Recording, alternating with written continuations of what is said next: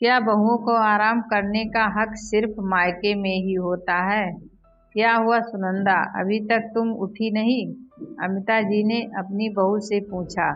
हाँ माँ जी, तबीयत खराब है, सिर भी दर्द दे रहा है, उठने की हिम्मत नहीं हो रही है। यह सारे बहाने अपने मायके में दिखाया करो, यहाँ यह सब नाटक करने की जरूरत नहीं। अपने मन से नहीं लगता तुम्हें मेरी बेटी दामाद घर पर आए हुए हैं। तुम तबीयत खराब का बहाना बनाकर आराम कर रही हो। चलो उठो, जल्दी से दवाई खाओ और काम पर लगो। सुनंदा को डांटते हुए अमिता जी ने कहा। अमिता जी के पीछे उनके दामाद बाबू विशाल जी खड़े थे।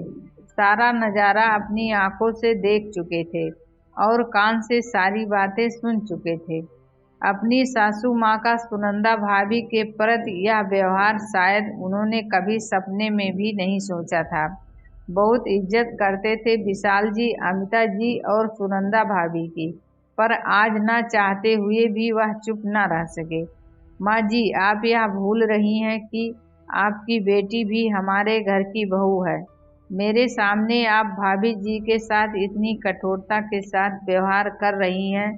जरा अपनी बेटी लता से पूछिए, जरा सी छींक आने पर भी मेरी माँ कैसे उनकी प्यार से पूछती है कि तुम्हारी तबीयत खराब तो नहीं? छोड़ दो काम, जाओ आराम करो। क्या बहुओं को आराम करने का हक सिर्फ मायके में ही होता है, ससुराल में नहीं? यहाँ तो सुनंदा भाभी बीमार पड़ी हैं और आप उनसे काम करने के लिए कह रही हैं। क्या एक बहू के लिए इतनी कठोर भावनाएं हो जाती हैं? बच्चे हो या बड़े, सभी को प्यार की जरूरत होती है। ऐसे समय में आप अगर सुनंदा भाभी के सर पर हाथ भी फेर देती तो उन्हें आराम मिल जाता। पर आपकी बातों से तो शायद उनकी आत्मा भी छलनी हो गई होगी। चलो लता, अभी से अभी अब मैं इस घर में एक पल भी नहीं ठहर सकता जहाँ लोगों के दिलों में इंसानियत और मानवता नहीं है। उस घर में मेरे लिए रुकना एक सजा के समान है। आज अपने ही दामाद के सामने असली चेहरा आ गया था अमिता जी का। न तो उसने कुछ कहने बन रहा था और न ही कुछ सूझ रहा था।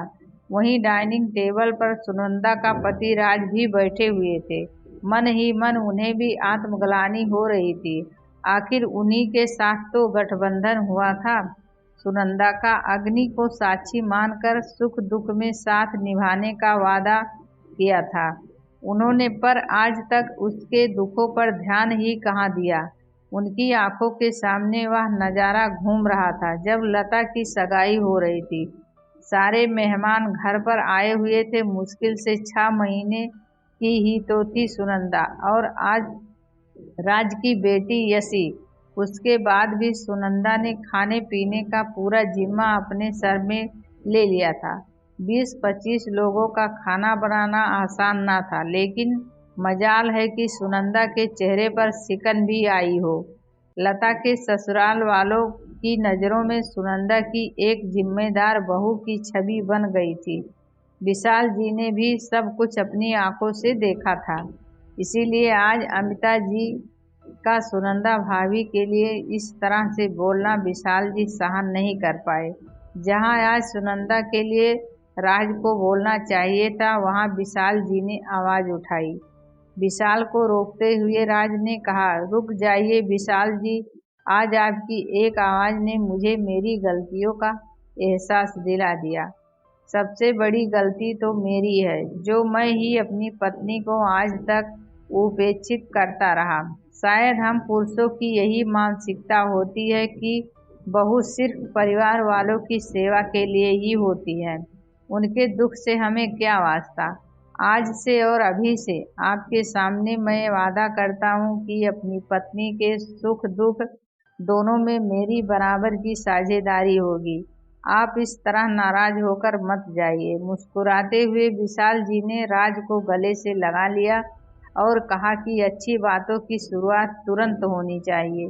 चलिए आज हम दोनों रसोई में चलकर सुनंदा भाभी के लिए चाय नाश्ता बनाते हैं। अब घर की बहू को ससुराल में भी आराम करने की इजाज़त है। क्यों साले साहब, सही कहा ना मैंने? अमिता जी भी अपनी भूल सुधारने के लिए सुनंदा के सर पर प्यार से हाथ फेर रही थी और अब तक अपने किए हुए व्यवहार पर मन ही मन शर्मिंदा हो रही थी। अगर आपको कहानी अच्छी लगी हो तो चैनल को सब्सक्राइब करें और वीडियो को लाइक करें।